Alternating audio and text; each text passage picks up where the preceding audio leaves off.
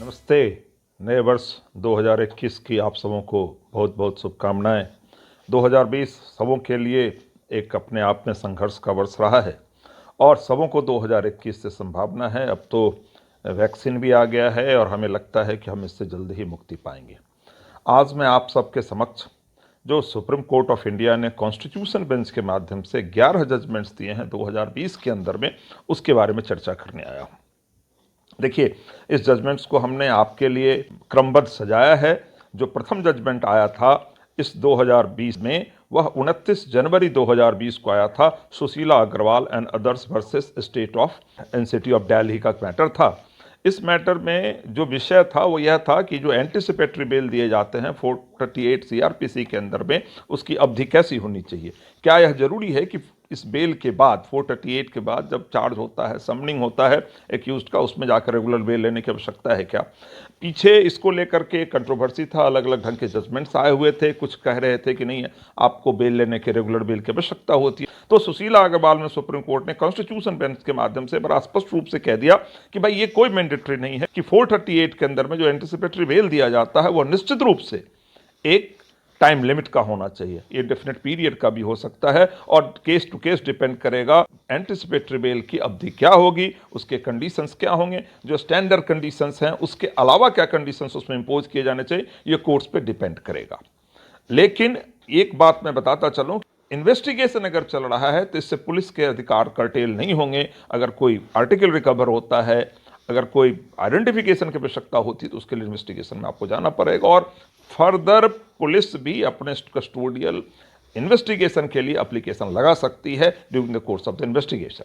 सो police का right as it is intact रहेगा। अब हम कॉन्स्टिट्यूशन बेंच के दूसरे जजमेंट की ओर आते हैं। यह 10 फरवरी 2020 का जजमेंट है। इसमें जो सुप्रीम कोर्ट के पास प्रश्न आया था वो सबरीमाला मैटर से रिलेटेड था। सबके ध्यान में है, सबरीमाला को लेकर के सुप्रीम कोर्ट में मसला गया था। सुप्रीम कोर्ट ने उसके अंदर में कुछ जो प्रैक्टिसेस थे उसके विपरीत जाकर के जजमेंट सुनाए थे और उस जजमेंट के खिलाफ रिव्यू की एप्लीकेशन गई थी। और जब रिव्यू की एप्लीकेशन गई थी तो कोर्ट्स को ऐसा लगा था कि जो क्वेश्चन जो इन्वॉल्व है रिलीजियस प्रैक्टिस को लेकर के वो क्वाइट इंपॉर्टेंट इन नेचर है और पिछले बहुत सारे ऐसे विषय आए हैं जिसको लेकर के इसको लार्जर बेंच के पास भेजा जाना चाहिए सुनवाई के लिए। अब सुप्रीम कोर्ट के पास यह प्रथम प्रश्न खड़ा हो गया कि क्या भाई रिव्यू पिटीशन को जो आप सुन रहे हैं तो रिव्यू पिटीशन को सुनने के क्रम में आप मैटर को लार्जर बेंच को रेफर कर सकते हैं कि नहीं कर सकते हैं। और सुप्रीम कोर्ट ने अपने जुरिस्डिक्शन को पहले सुना और यह तय किया रिव्यू के अंदर में कि हाँ भाई, हमारे पास ये अधिकार है कि रिव्यू के अंदर भी कानून के प्रावधानों को ध्यान में रखते हुए, रिव्यू के प्रोसीडिंग्स को ध्यान में, उसके प्रोविजंस को ध्यान में रखते हुए, पिछले प्रेसिडेंट्स को ध्यान में रखते हुए और इंपॉर्टेंस को ध्यान में रखते हुए हम मैटर को लार्जर बेंच के पास क्वेश्चन फ्रेम करके डिसीजन के लिए भेज सकते हैं। और इस केस में 9 जजेस बेंच ने यह फैसला सुनाया कि रिव्यू में ऐसा किया जाना संभव है। तीसरा जजमेंट 2 मार्च 2020 को आया था। इसके अंदर जो विषय था वह यह था, आप सबके ध्यान में होगा आर्टिकल 370 को पिछले बार सरकार ने 5 अगस्त 2019 और 6 अगस्त 2019 के नोटिफिकेशन के माध्यम से 370 को स्टेट ऑफ जम्मू कश्मीर से रिवोक कर लिया था। और जो कॉन्स्टिट्यूशंस के सामान्य प्रावधान हैं जो अन्य स्टेट्स में चलते हैं, लागू होते हैं, वह सब जम्मू और कश्मीर में लागू होंगे, ऐसा उन्होंने व्यवस्था खड़ी कर दी थी। इस फैसले को लेकर के केंद्र सरकार के रिट पिटीशंस फाइल हुए सुप्रीम कोर्ट के अंदर में। और सुप्रीम कोर्ट के अंदर में जब रिट पिटीशन फाइल हुए तो सुप्रीम कोर्ट में एक प्रश्न उठ गया कि यह जो कॉन्स्टिट्यूशनल वैलिडिटी का क्वेश्चन है, क्या इसको लार्जर बेंच के पास भेजा जाना चाहिए। तो सुप्रीम कोर्ट ने कहा, सारे जजमेंट्स को रेफर करते हुए, कि इसमें ऐसा कुछ नहीं है कि कोई ऐसा पीछे का जजमेंट्स है जिस जजमेंट्स में कोई पर इंक्यूरियम है और कॉन्ट्राडिक्शंस है, जिस कॉन्ट्राडिक्शंस को रिजॉल्व करने के लार्जर बेंच की आवश्यकता है। और कोर्ट ने कहा कि ये इस केस में 5 जजेस बेंच इस मसले को सुनेगी और इस पर फैसला सुनाएगी। अब यह मसला 5 जजेस बेंच के पास आने वाले समय में हियरिंग के लिए आएगा और सुप्रीम कोर्ट इस बात का फैसला सुनाएगी जो 370 हटाए गए थे भारत सरकार के द्वारा 5 और 6 अगस्त के नोटिफिकेशंस के द्वारा 2019 में, क्या वो वैलिड था या इनवैलिड था कॉन्स्टिट्यूशनल। अब हम अगले जजमेंट की ओर चलते हैं। यह 4 मार्च 2020 का जजमेंट है। यह judgment new India insurance company limited versus Hilli multipurpose cold storage private limited में दिया गया। इसमें जो सुप्रीम कोर्ट के पास मसला था वह यह मसला था कि जो ओल्ड कंज्यूमर प्रोटेक्शन एक्ट है 1986 का, उसके अंदर में जो प्रावधान है सेक्शन 13(2)A में के अंदर में डिस्ट्रिक्ट फोरम के पास क्या 45 डेज 30+15 के अलावा भी टाइम देने का कोई अधिकार है। तो सुप्रीम कोर्ट ने बड़ा स्पष्टता के साथ कहा कि भाई जो डिस्ट्रिक्ट फोरम्स के पास पावर हैं वो लिमिटेड टू 30+15 डेज हैं, उसके बियॉन्ड डिस्ट्रिक्ट फोरम के पास कोई पावर नहीं है, और कि वो अपोजिट पार्टी को रिप्लाई फाइल करने के लिए टाइम ग्रांट करे। और कोर्ट ने यह कहा आगे कि ये जो जजमेंट है ये प्रोस्पेक्टिवली ऑपरेट होगा। अब अगले जजमेंट की ओर चलते हैं। यह 6 मार्च 2020 का जजमेंट है। यह Indore development authority versus Manohar Lal and others के मैटर में फैसला सुनाया गया। कॉन्स्टिट्यूशन बेंच के पास इस मैटर में एक बड़ा महत्वपूर्ण इशू था, और यह इशू था जो लैंड एक्विजिशन एक्ट पुराना रिपील करके नया एक्ट लाया गया है, उस एक्ट के अंदर में सेक्शन 24 के प्रभाव के बारे में अपना इनको यह फैसला देना था। क्या पुराने एक्ट के अंदर में एक्विजिशन के बाद अगर जो कंपनसेशन पे किया जाना था वह कंपनसेशन अगर कोर्ट में टेंडर नहीं किया गया हो तो क्या एक टाइम लिमिट के बाद 24 के ऑपरेशन से, सेक्शन 24 न्यू एक्ट के ऑपरेशन से वह एक्विजिशन प्रोसेस लैप्स कर जाएगा।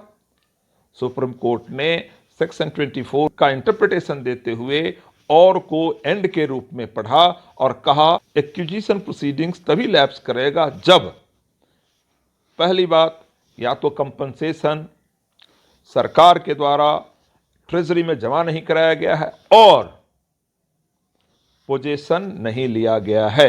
इसमें बहुत सारी बातें थी। एक बात यह भी आई थी कि ऐसे केसेस में क्या होगा जहां पे जो लैंड ओनर है उसने कंपनसेशन लेने से रिफ्यूज कर दिया, तो कोर्ट ने कहा भाई लैंड ओनर ने रिफ्यूज कर दिया उससे कोई फर्क नहीं पड़ता है, अगर सरकार ने कंपनसेशन ट्रेजरी में जमा करा दी वह काफी है और उसको पेमेंट माना जाएगा in terms of the new act. जो अगला जजमेंट है वो 22 अप्रैल 2020 का है।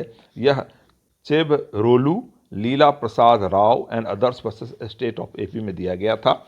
इसके अंदर जो मसला था वो यह मसला था कि आंध्र प्रदेश सरकार ने एक मेमो के द्वारा एक ऐसी व्यवस्था लाई थी जिसके अंदर में शेड्यूल्ड ट्राइब्स कैंडिडेट को टीचर के पद के लिए 100% रिजर्वेशन का प्रावधान कर दिया गया था।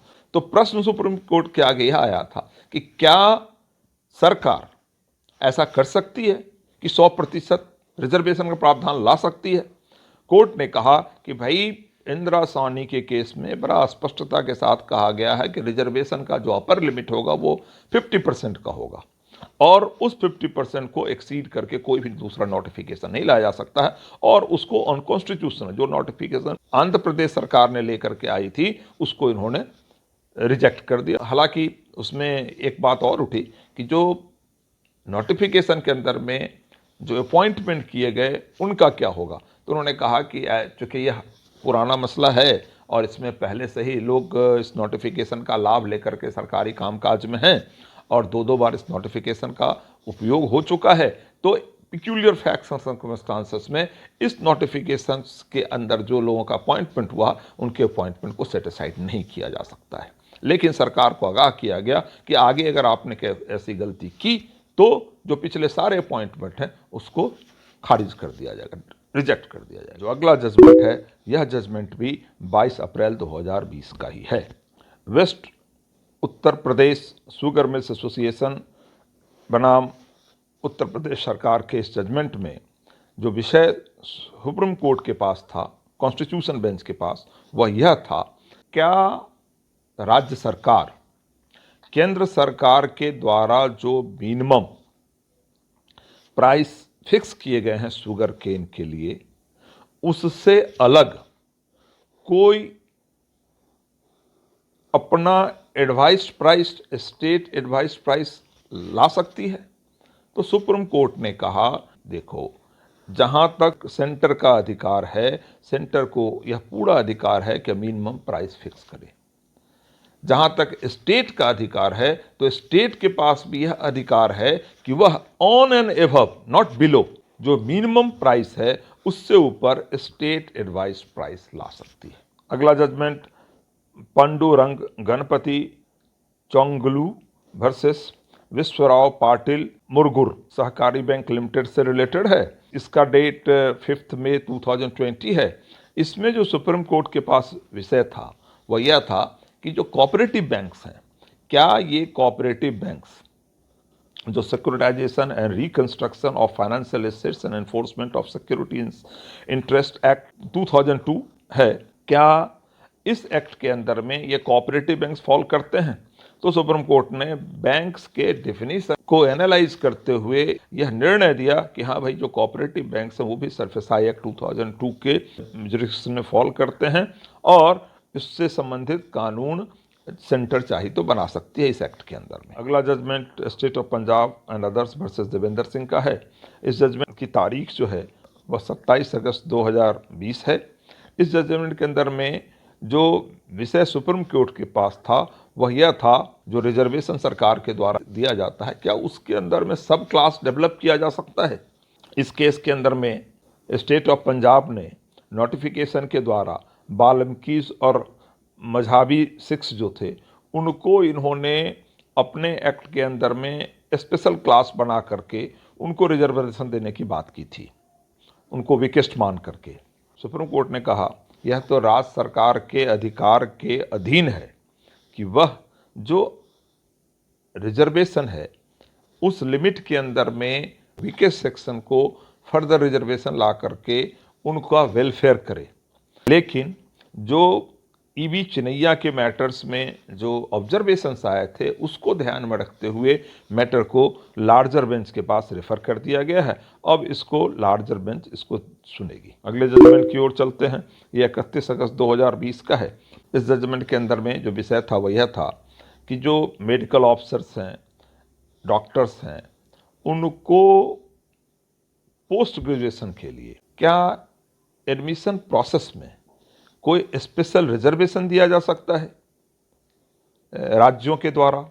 लेजिस्लेटिव कॉम्पिटेंस का मसला था, स्टेट के पास क्या जुरिस्डिक्शन है। तो कोर्ट ने कहा कि जो एमसीआई है और जो एंट्री 66 है लिस्ट 1 का, उसके अंदर में सेंटर के पास कोई ऐसा पावर नहीं है कि वह reservation provision they. In service candidates के लिए यह पावर जो है स्टेट में वेस्ट करता है और स्टेट को यह पावर एंट्री 25 लिस्ट 3 से मिलता है। कोर्ट ने इसलिए आगे कहा कि भाई अगर स्टेट चाहें, अलग अलग स्टेट्स चाहें, बहुत सारे स्टेट्स थे वहाँ पे, अलग अलग स्टेट्स चाहें तो अपने यहाँ कानूनी प्रावधान ला करके संविधान के उस अधिकार का प्रयोग करके जो इन सर्विस डॉक्टर्स हैं उनको पोस्ट ग्रेजुएशन के लिए अलग से एडमिशन प्रोसेस उनका ला सकती है, प्रावधान बना सकती है, प्रोवाइडेड कि वो जो डॉक्टर्स होंगे हायर एजुकेशन के लिए जो जाएंगे उनसे एक बाउंड लिया जाए और यह इंश्योर किया जाए कि वो कम से कम 5 वर्षों तक जो डिफ़िकल्ट एरिया हैं, जो ट्राइबल एरिया हैं, वहाँ पे जा कर के वो सर्विस प्रोवाइड करें। अब हम 2020 के अंतिम जजमेंट्स की ओर आ गए हैं। यह 11वां जजमेंट था जो सुप्रीम कोर्ट ने 31 अगस्त 2020 को सुनाया था। यह Mukesh Singh versus state narcotic branch of Delhi के मैटर में सुनाया गया था। इस मैटर में जो विषय, जो इशू सुप्रीम कोर्ट के पास था वह यह था कि क्या एक पुलिस ऑफिसर जो कंप्लेनेंट है वही इन्वेस्टिगेशन ऑफिसर हो सकता है क्या? इसमें यह ध्यान देने वाली बात है कि पीछे इसको लेकर के कुछ जजमेंट्स थे जिसमें स्पष्ट रूप से कहा गया था कि भाई अगर एक ही पुलिस ऑफिसर कंप्लेनेंट और इन्वेस्टिगेशन ऑफिसर दोनों ही है तो इस कारण से एक्यूज्ड का एक्यूटल हो जाएगा। तो सुप्रीम कोर्ट ने सारे जजमेंट्स को, प्रेसिडेंट्स को देखते हुए यह निर्णय सुनाया कि यही अपने आप में एक सोल ग्राउंड नहीं हो सकता है कि एक ही पुलिस ऑफिसर कंप्लेनेंट भी है और इन्वेस्टिगेशन ऑफिसर भी है। यह केस टू केस बेसिस पे डिपेंड करेगा और फैक्ट्स टू फैक्ट्स बेसिस पे डिपेंड करेगा। और कोर्ट्स को यह देखना चाहिए कि क्या इस पूरी प्रक्रिया में एक ही पुलिस ऑफिसर कंप्लेनेंट भी है और इन्वेस्टिगेशन ऑफ भी है, तो इससे एक्यूज्ड को क्या अनफेयरनेस बाइस सफ़र करना पड़ा है। अगर ऐसा होता है तो कोर्ट मेरिट पे अपना फैसला सुना सकती है, लेकिन सिंपली बिकॉज एक ही पुलिस ऑफिसर कंप्लेनेंट भी है और इन्वेस्टिगेशन ऑफिसर भी है, तो इस कारण से एक्यूज्ड का एक्यूटल नहीं होगा। आशा है आपको यह वीडियो अच्छा लगेगा। निश्चित रूप से हमने यह प्रयास किया है कि कम से कम समय में जो मुख्य बात है वह आप तक पहुंचा सकूं। अगर अच्छा लगे तो इसको आगे ज़रूर शेयर कीजिएगा, अपने प्रतिक्रिया भी दीजिएगा और चैनल भी सब्सक्राइब करेंगे, ऐसा आपसे विनती है। एक बार पुनः नया वर्ष 2021 आप लोगों के लिए मंगलमय हो। बहुत बहुत धन्यवाद। नमस्ते।